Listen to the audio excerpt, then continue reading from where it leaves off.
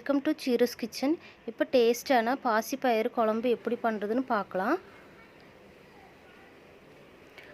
அதுக்கு ஒரு 3 கப்பு பயிறு எடுத்துருக்கேன். கூடவே 2 பூண்டு எடுத்துருக்கேன்.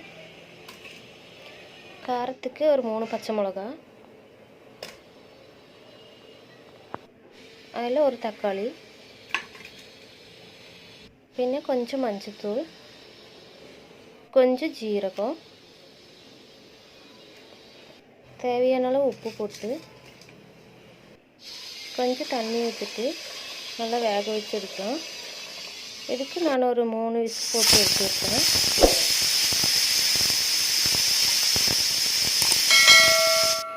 இப்போது நல்லா ஒரு மத்து வச்சு நல்லா கடைஞ்சி எடுத்துருக்கலாம். நல்லா அது கொஞ்சம் நல்லா உடஞ்சி தொலைவாக வர நல்லா உடச்சி எடுத்துக்கலாம்.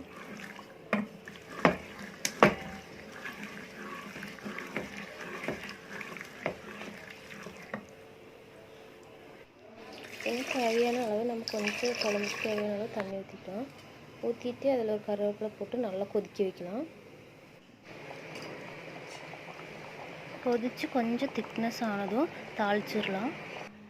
தாளிக்கிறதுக்கு பெரிய வெங்காயம் இப்படி குட்டி குட்டியாக கட் பண்ணி எடுத்துருக்கேன் ஒன்று, பின்ன வரமிளகா, பின்ன கருவேப்பிலை.